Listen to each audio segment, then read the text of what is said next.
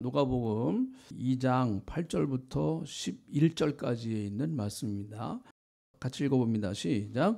그 지역의 목자들이 밤에 밖에서 자기 양떼를 지키더니 주의 사자가 곁에 서고 주의 영광이 그들을 두루 비추매 크게 무서워하는지라. 천사가 이르되 무서워하지 말라. 보라, 내가 온 백성에게 미칠 큰 기쁨의 좋은 소식을 너희에게 전하노라. 오늘 다윗의 동네에 너희를 위하여 구주가 나셨으니 곧 그리스도 주시니라. 아멘.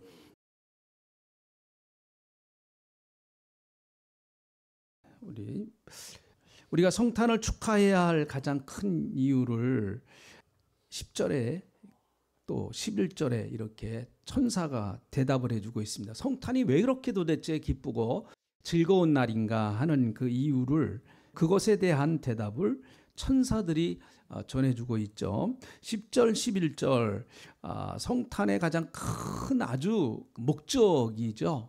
예수님의 성탄이 왜 기쁜가 하는 것을 말을 하고 있습니다. 같이 한번 다시 읽어볼까요? 2장 10절부터 11절 같이 읽어봅니다. 시작. 천사가 이르되 무서워하지 말라. 보라, 내가 온 백성에게 미칠 큰 기쁨의 좋은 소식을 너에게 전하노라. 오늘 다윗의 동네에 너희를 위하여 구주가 나셨으니 곧 그리스도 주시니라. 아멘. 다윗의 동네에 구주가 나셨다라는 거죠. 다윗의 동네에 구주가 나셨는데 그분이 곧 그리스도 메시아다, 이렇게 말씀하고 있습니다. 이 메시아라고 하는 말은 그 기름 부은 자라고 하는 뜻을 가지고 있고요. 헬라 말로는 그리스도, 다 같은 의미예요. 기름 부은 자. 여러 가지 의미가 있지만 여기 나오는 대로 주님, 구세주, 우리를 구원하시는 구세주가 된다라고 하는 그 말씀인 것이죠. 예수님은 구원자이시다라고 하는 뜻입니다. 기름 부었다고 하는 얘기는 구약 성경에서 세 사람을 기름 부어요. 왕과 제사장과 선지자. 다 하나님께서 인간을 구원하시는 도구로 쓰임받는 사람들이에요. 그래서 그리스도는 결국은 인간을 구원하는 구세주구나 하는 것을 알 수가 있겠죠. 그런데 유대인들의 가장 큰 정신적인 사상은 뭔가 하면 메시아 사상이라고 합니다. 우리를 구원할 구원주가 언젠가는 올 것이다라고 하는 그것을 기다리는 사상이 그 메시아 대망 사상이라고 그래요. 메시아를 기다리고 있다. 우리를 구원할 구세주가 언젠가는 오실 것이다. 그런데 참 좋은 것이죠. 근데 문제가 무엇인가 하면 그들의 구세주는 좀 정치적인 구세주를 기다렸어요. 정치적인 구세주. 유대 민족을 억압과 압박에서부터 구원해내는 구세주. 굉장히 정치성이 강한 구세주란 말이죠. 그래서 유대 민족을 세계 모든 민족 위에 뛰어나게 하실 그 메시아가 언젠가는 올 것이다 라는 것이죠. 여러분, 유대인들이 예수를 믿지 않는 이유는 바로 이 정치적인 메시아를 기다리는 것이 강하기 때문에 그렇습니다. 그런데 예수님을 보니까 전혀 정치성이 없으시거든요. 로마와 대적을 하신다든지 사람을 모아가지고 어떤 정치 세력을 만든다든지 전혀 그런 것이 아니거든요. 그러니까 저 사람은 우리가 기다리는 메시아가 아니다 라고 해서 사실은 예수를 십자가에 못 박은 큰 이유 가운데 하나인 것이죠. 자, 그런데 10절에 있는 말씀을 다시 한번 우리가 꼼꼼히 한번 살펴보면, 자, 10절에 있는 말씀 제가 한번 읽어볼게요. 천사가 이르되 무서워하지 말라. 내가 온 백성에게 미칠, 어떤 백성에게 미칠이요? 온 백성에게 미칠. 자, 여기 온 백성이라고 하는 이 말 속에는 유대인만 들어가 있을까요? 아니면 세계 모든 열방들이 다 들어가 있을까요? 세계 모든 열방이 다 들어가 있죠. 저와 여러분도 여기 안에 들어가 있는 겁니다. 만약에 유대인들처럼 큰 기쁨의 좋은 소식인데 메시아가 탄생할 것인데 그것은 유대인만을 위한 메시아다 그러면 저와 여러분은 별로 상관이 없는 것 아니겠어요? 우리를 구원하실 수 없는 분 아니겠습니까? 그런데 여러분, 이 천사는 온 백성에게 미칠 큰 기쁨의 좋은 소식이다라고 하는 거죠. 큰 기쁨의 좋은 소식. 여러분, 유대인을 구원할 메시아가 우리에게는 무슨 기쁨의 좋은 소식이겠습니까? 유대인들에게는 정말 그것이 기쁘고 좋은 소식이겠죠. 유대인들은 우리나라 못지않게 굉장히 많은 박해를 받은 민족이었습니다. 굉장히 많은 박해를 받았죠.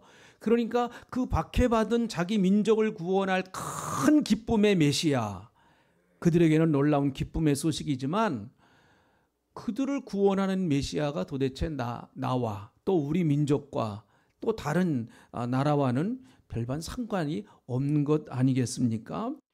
여러분, 20세기에 우리 민족의 가장 큰 기쁨의 소식은 무엇이었을까요?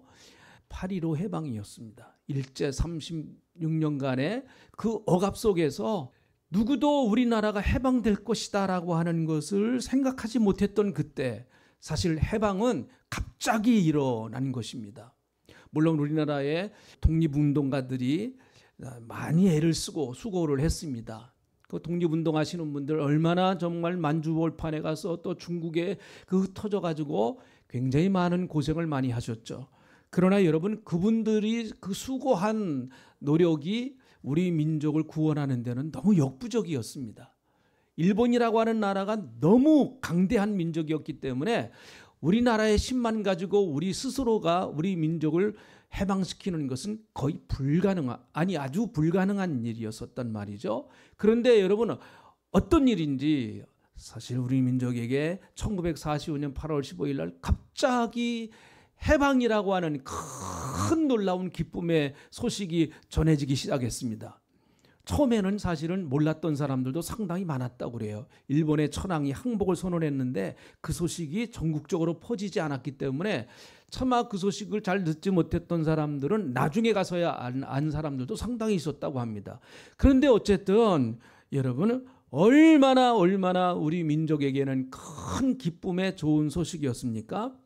그런데 안타깝게도 8.15의 그 기쁜 소식이 잠시 잠깐의 우리 민족에게는 큰 기쁜 소식인 것만큼은 사실이었지만 그 이후에 벌어지는 여러 가지 민족사의 비극은 너무나 고통스럽고 괴로운 일들이 많았습니다. 지금까지도 그것이 계속 이어지고 있잖아요. 이런 것들이요. 네. 그런데 예수 그리스도의 이 복음만이 영원한 기쁨의 소식이 될 수 있는 거죠. 온 백성에게 미칠 큰 기쁨의 좋은 소식.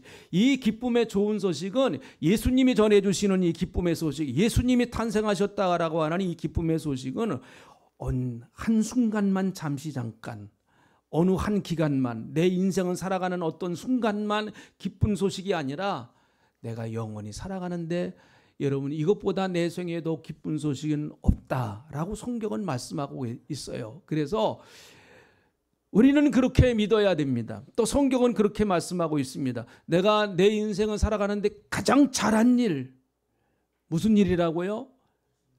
네, 이제 답이 제대로 나오기를 시작합니다. 내가 내 인생에 있어서 가장 잘한 일, 무슨 일이라고요? 예수 믿은 일. 할렐루야. 잘못된 그 환경과 여건 때문에 내가 힘들고 어려웠던 일들이 많았지만, 그러나 그 중에 내가 가장 잘한 일은 예수 믿은 일이에요. 네, 가장 잘한 일.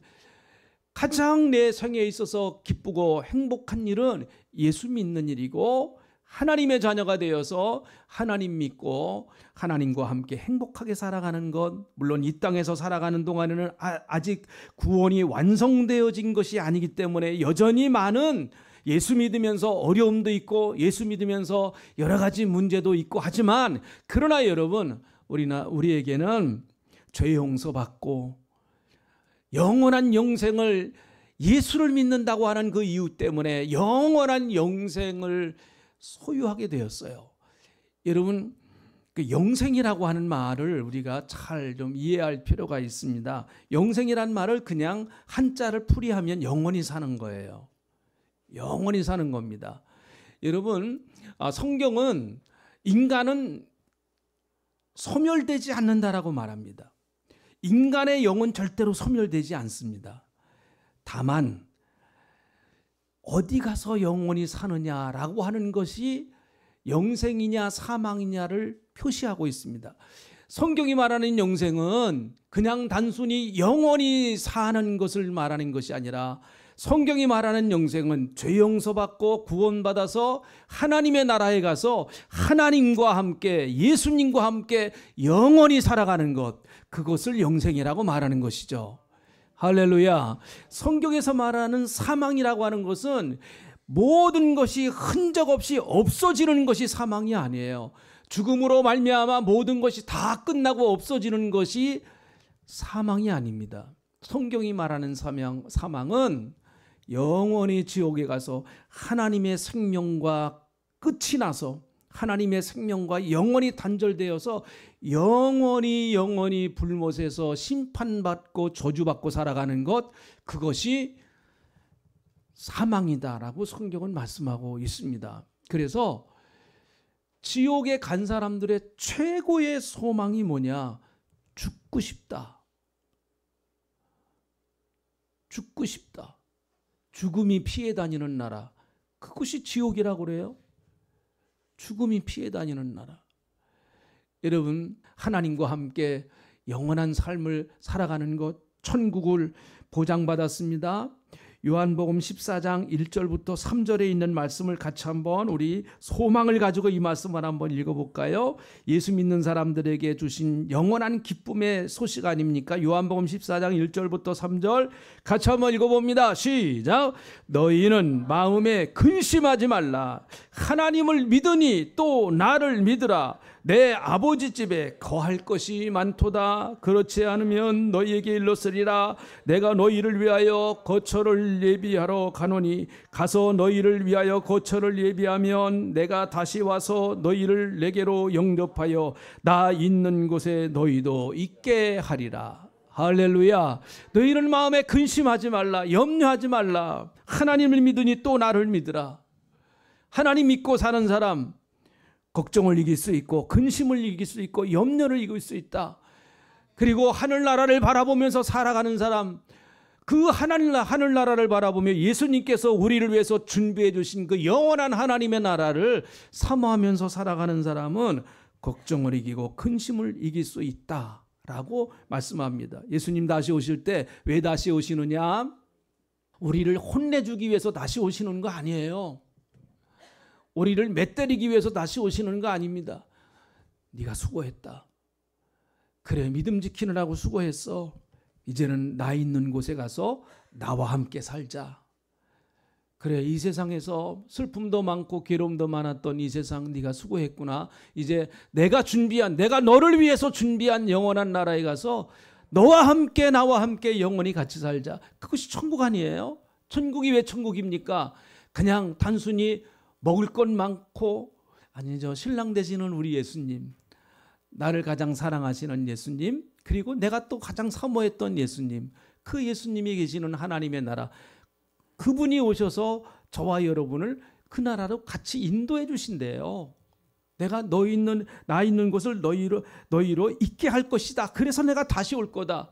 예수 그리스도의 재림이 뭐의 소망입니까? 우리에게 무시무시하게 여러분 심판하시기 위해서 예수님이 오시는 것일까요? 물론 심판에 해당되는 사람도 분명히 있습니다. 그런데 오늘 이 본문 말씀을 보면 나 있는 곳에 주님이 영원히 같이 할 것이다 라고 말씀합니다. 이 땅에 살면서도, 그런데 천국 생활, 기쁨의 감사의 생활을 할 수 있어요. 왜 그런가 하면 복음이라고 하는 것 자체가 뉴 앙겔리온, 기쁨의 소식이다라는 말이에요. 복음이라는 것 자체가. 그래서 예수를 믿으면 영원 구원받아서 천국 가죠. 그런데 우리 마음속에 주시는 또 하나의 선물은 놀라운 평안과 기쁨이 찾아오더라고요. 보니까 예수를 참 믿고 은혜 받으면 왠지 모르지만은 마음이 넉넉해지고, 네, 아멘 좀 하세요. 아멘. 네. 마음이 괜히 좀 든든해지고 누가 나를 좀 도와주는 것 같아요. 이게 뭐가 좀 든든해요. 그렇죠? 일이 좀 잘 안 돼도 좀 든든해요. 일이 좀 잘 안 돼도 든든하고, 누가 내 뒤에서 딱 버티고 서 계시는 것 같은 그런 아주 그 든든한 마음이 이렇게 드는 거예요. 그러니까 평안한 거예요. 마음이 편안한 거죠. 천국이 내 마음속에 들어가였기 때문이다. 천국은 여기 있는 것도 아니고 저기 있는 것도 아니고 내 마음속에 있느니라. 이것은 이 땅에서 하늘나라의 천국을 맛보면서 살아간다고 하는 의미예요. 이 땅에서. 그러니까 하나님의 나라가 어디 들어와 있느냐? 내 안에 들어와 있는 거예요. 할렐루야. 하나님의 나라가 예수님을 내가 영접하고 구원받아서 하나님의 나라가 될 때 그 하나님의 나라가 내 마음에 확 들어와 있는 겁니다. 이 하나님의 나라가 아직은 완성되어지진 않았어요. 내 마음에. 그렇지만 여러분, 이 하나님의 나라가 내 마음에서 작동을 제대로 하기만 하면 초막이나 궁궐이나 내 주 예수 모신 곳이 그 어디라고요? 하늘나라. 그 찬양이 정말 진실된 찬양이 되고 그 찬양을 들을 때 우리가 눈물이 나고 초막이나 궁궐이나 내 주 예수 모신 것이 그 어디나 하늘나라. 네? 그래서 바울은 우리를 향해서 항상 기뻐하라, 범사에 감사하라, 쉬지 말고 기도하라 이렇게 말씀하셨어요. 빌립보 감옥에서도 그가 찬양하고 감사하지 않았습니까? 기도하지 않았습니까? 바울은 빌립보 감옥에 갇혀 있었습니다. 그런데 그는 생각했어요. 내가 비록 육신은 빌립보 감옥에 갇혀 있지만 이 빌립보 감옥을 감싸고 계신 이 빌립보 감옥보다 더 크고 능력이 많으신 예수님이 이 빌립보 감옥에 있는 나를 감싸고 계신다. 그래서 나는 빌립보 감옥에 있는 것이 아니라 예수님 품 안에 있는 거다.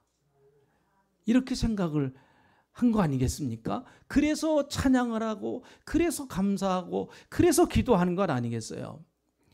여러분, 세상의 어떤 문제보다 우리에게 당하는 어떤 괴로움보다 어떤 심각한 문제보다 하나님이 더 크세요. 자, 아멘 합시다. 아멘. 네, 하나님이 더 크십니다. 한번 따라 합시다. 문제보다 예수님이 더 크시다. 할렐루야. 네, 더 크시죠. 문제보다 예수님이 더 크세요. 그 천국에 내게 확 들어와 있는 거예요. 이게 작동을 제대로 하기만 하면 우리도 바울처럼 찬양하고 기도하고 감사하고 기뻐하고 얼마든지 할 수가 있는 거죠. 근데 이게 믿음이 떨어지고 이제 은혜가 떨어지면은 잘 작동이 못 돼요. 작동이 잘 안 됩니다, 이게. 그러니까 오늘 이 시간에 우리가 성령으로 기름을 치고 은혜로 기름을 치고 말씀으로 기름을 치고 그런 기계가 잘 돌아가지 않습니까? 우리 안에 천국이 잘 작동되는 역사가 있기를 주의 이름으로 축복합니다. 할렐루야. 그래서 주님이 더 크시다. 그래, 예수님이 더 크시지. 내가 자녀를 붙들고 있는 것보다 주님의 손이 더 큰 거야. 그래, 이 믿음 가지고 우리가 살아갈 때 복음이 뉴 앙겔리온, 기쁨의 소식이 될 수가 있게 되는 것이죠. 그런데 이 놀라운 기쁨의 소식을 가장 먼저 받은 사람이 누군가 하면 8절. 누가 가장 먼저 들었어요? 여기 보니까 누가 나와요? 목자. 네, 목자가 나옵니다. 이 놀라운 소식, 예수 그리스도께서 다윗의 동네에 구주로 메시아로 오신다라고 하는 이 엄청난 인류 최초의 가장 놀라운 기쁨의 소식을 목자들이 가장 먼저 들었단 말이죠. 저 왕궁에 있는 왕이 가장 먼저 듣지 않았습니다. 또 그 당시에 학자들이 가장 먼저 들은 것도 아니고요. 부자들이 가장 먼저 들은 것도 아니고요. 똑똑한 사람들이, 잘난 사람들이 가장 먼저 들은 것도 아니고 목자들이 가장 먼저 들었습니다. 목자들이. 그 당시에 목자들의 직업은 아주 하류층의 직업이에요. 하류층의. 사실 그렇게 사람들에게 인정받는 직업이 못 되었습니다. 생계를 위해서 하루하루 살아가는 그런 사람들이었습니다. 어떻게 요즘으로 말하면 그냥 일용 노동자 이렇게 볼 수가 있겠죠. 그런 직업의 부류의 사람들이죠. 그런 사람들에게 여러분 천사들이 나타나서 다윗의 동네에 예수 그리스도가 났다. 내가 큰 기쁨의 소식을 너에게 전한다. 라고 말하는 것이죠. 여러분, 이것은 영적으로 대단히 많은 의미를 가지고 있다고 봅니다. 이것은 장차 예수 그리스도께서 이 땅에 오셔서 저와 여러분의 목자가 되신다. 목자가 되실 것이다. 라고 하는 것을 보여주시는 그런 말씀이기도 합니다. 예수님이 내 인생의 목자가 되어줄 것이다. 예수님은 나의 삶의 목자가 된다. 나는 주님의 어린 양이다.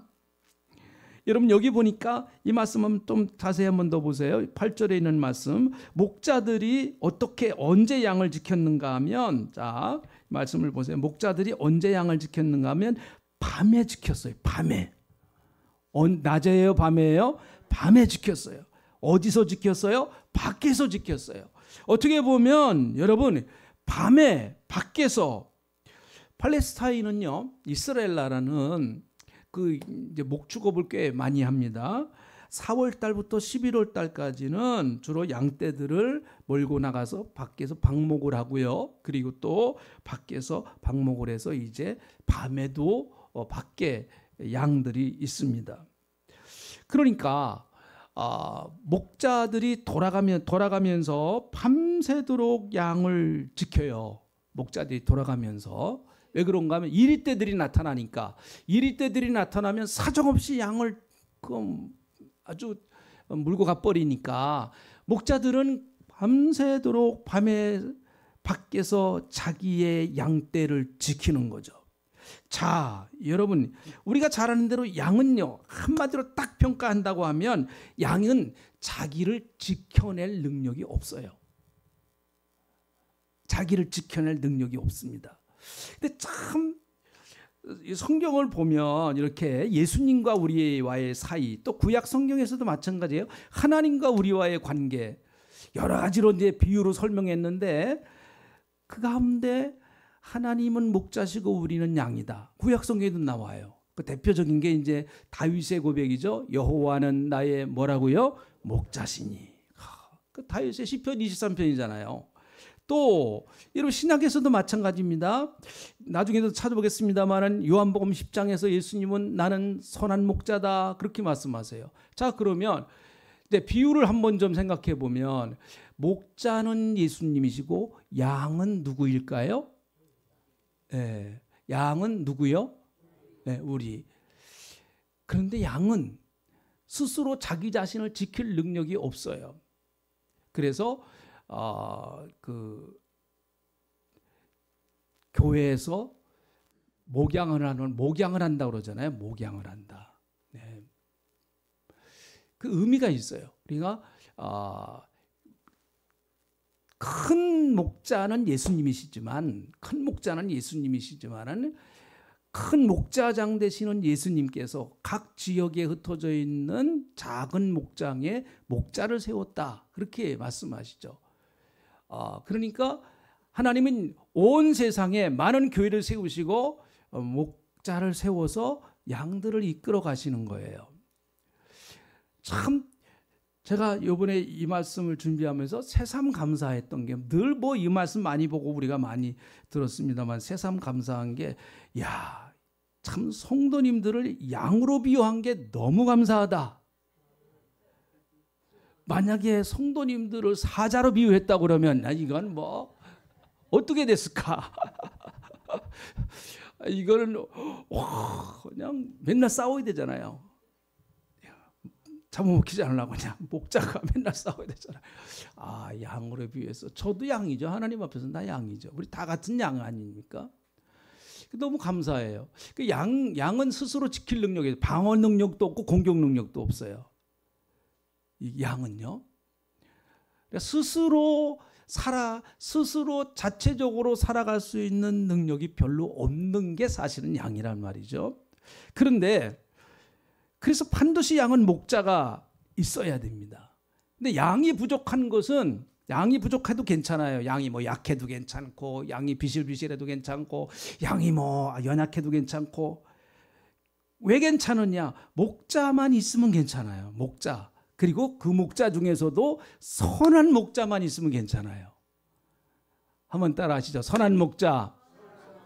할렐루야. 그 선한 목자하고만 있으면은 양은 까딱 없어요. 자기의 연약한 것 괜찮아요. 양은 멀리 못 봐요. 뭐 그렇게 멀리 보지 못한답니다. 멀리 봐봤자 한 10m 정도밖에 못 본다고 그래요. 가장 그것도 멀리 보는 게요. 이게요, 여러분, 멀리 못 보니까 뭐 앞에 뭐가 있는지도 모르고 그냥, 그래서 양은 항상 몰려다녀요. 멀리 못 보니까 앞에 있는 양의 뒷꽁무니만 따라다니는 거예요. 그러니까 그래서 몰려다니는 거예요, 사실. 멀리 못 보니까 몰려다녀요. 예수 그리스도는 선한 목자다라고 말합니다. 요한복음 10장, 이 말씀은 한번 이제 찾아보겠습니다. 요한복음 10장. 그냥 읽기만 해도 이 말씀은 우리에게 목장이 이렇게 머리에 떠오르고요. 양과 목자가 이렇게 탁 있는 그 그림이 자연스럽게 이렇게 탁 떠오르는 그런 말씀이에요. 요한복음 10장 10절부터 15절 천천히 읽어봅니다. 시작. 도적이 오는 것은 도둑질하고 죽이고 멸망시키려는 것뿐이요 내가 온 것은 양으로 생명을 얻게 하고 더 풍성히 얻게 하려는 것이라. 나는 선한 목자라. 선한 목자는 양들을 위하여 목숨을 버리거니와 사꾼은 목자가 아니요 양도 제 양이 아니라. 이리가 오는 것을 보면 양을 버리고 달아나나니 이리가 양을 물어가고 또 해치느니라. 달아나는 것은 그가 사꾼인 까닭에 양을 돌보지 아니함이나 나는 선한 목자라. 나는 내 양을 알고 양도 나를 아는 것이 아버지께서 나를 아시고 내가 아버지를 아는 것 같으니 나는 양을 위하여 목숨을 버리노라. 아멘. 네, 뭐 이 말씀은 구태여 무슨 그 해석이 필요 없고 설명이 필요 없는 말씀이죠. 예수님은 선한 목자예요. 근데 우리 주위에는 사꾼 목자가 많아요. 선한 목자와 사꾼 목자를 딱 구별하는 아주 딱 여기 예수님이 선을 그어놓으셨어요. 양들을 위해서 목숨을 내놓는 목자는 선한 목자다. 이리가 왔을 때 도망가는 목자는 사꾼 목자다. 아주 딱 분별을 해놓으셨어요.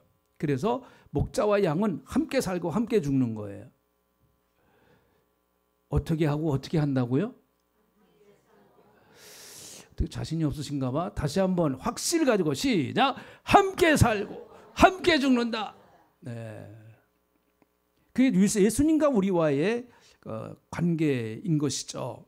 그래서 밤새도록 목자는 양을 지킵니다. 여기서 지키더니라고 하는 말에 팔라소테스라고 하는 헬라어는 파수꾼의 지킴, 보호하다, 파수꾼, 보호하다 그런 의미가 있어요. 그러니까 파수꾼이 밤새도록 양을 지키는 거예요. 그런 의미를 갖고 있습니다. 보호하기 위해서. 사실 양은 두렵거든요. 약하니까요. 그 조영기 목사님이 본인의 연약함을 이렇게 많이 간증을 하시더라고요. 자기는 하루도 빠짐없이 이 성경 말씀을 고백했다는 거예요. 이사야서 41장 10절에 있는 말씀. 하루도 빠짐없이 자기는. 왜 그런가 하면 자기 앞에 찾아오는 두려운 일들이 너무 많이 있기 때문에. 같이 읽어봅니다. 시작. 두려워하지 말라. 내가 너와 함께 함이니라. 놀라지 말라. 나는 내 하나님이 되니라. 내가 너를 굳세게 하리라. 참으로 너를 도와주리라. 나의 오른손으로 너를 붙들리라. 아멘. 네, 이거 외우세요. 이거 암송하세요. 암송하시고 여러분 마음속에 두려움이 찾아올 때마다, 넘지 못할 큰 산이 여러분 앞을 가로막고 있을 때마다, 내가 건너야 할 강이 너무너무 클 때마다 여러분 이 말씀을 붙들고 다시 하나님 앞에, 예수님 당신이 나의 목자이시기 때문에 나는 당신을 의지하고 내가 이 강을 건너겠습니다. 나는 당신을 의지하고 이 험난한 길을 가겠습니다. 이 넘을 수 없는 이 고개를 내가 넘겠습니다. 두려워하지 않겠습니다. 나와 함께 하시는 하나님, 나의 목자가 되시는 예수님, 내가 주님을 의지합니다. 어쩔 수 없습니다. 하나님, 이 민족의 목자가 예수님, 하나님, 당신이 되어 주시옵소서. 우리는 예수 믿는 사람은 그렇게 기도할 수밖에 없습니다. 우리 가정의 목자, 자녀들을 볼 때 여러분, 하나님, 내 자녀들의 목자가 되어 주시옵소서. 하나님, 내 자녀들의 앞길을 하나님께서 역사하시고, 예수님, 내 자녀들의 앞길을 주님이 목자가 되어 주신다면 내 자녀들의 앞길은 푸른 초장 쉴만한 물과 비록 사망의 음침한 골짜기로 간다고 할지라도 그곳에서도 목자 되시는 예수님을 의지하고 넉넉하게 이기고 나갈 것입니다. 우리가 인생을 살아가는데 많은 눈물이 있습니다. 눈물의 골짜기를 걸어갈 때도 있습니다. 시편 84편 6절에 있는 말씀 한번 보겠습니다. 같이 읽어봅니다. 시작. 그들이 눈물 골짜기로 지나갈 때 그곳에 많은 샘이 있을 것이며 이른 비가 복을 채워주나니.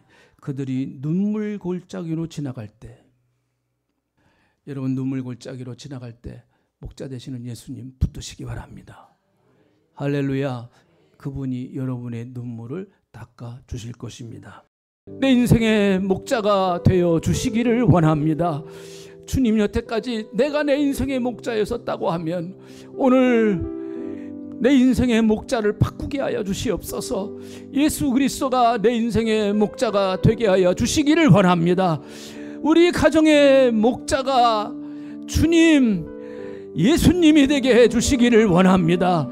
그래서 환난과 시련의 바람을 막으시고 악한 영과 흑암의 권세의 바람을 막아 주시기를 원합니다. 하나님, 우리의 자녀들의 목자가 주님이 되어 주시옵소서. 예수님이 되어 주시옵소서. 그래서 내 사랑하는 자녀들이 사망의 음침한 골짜기와 같은 어려운 환경을 지날 때도 예수님 손 붙잡고 승리하며 나가게 도와 주시옵소서. 사랑하시는 주님, 이 나라 이 민족의 목자가 예수님이 되게 하여 주시옵소서. 백성들이 길을 잃고 사방을 헤매고 있습니다. 어디로 가야 할지 모르고 백성들이 방황하고 있는 이 민족, 예수님이 이 민족의 목자가 되어 주시기를 원합니다. 감사합니다. 예수님의 이름으로 기도합니다. 아멘.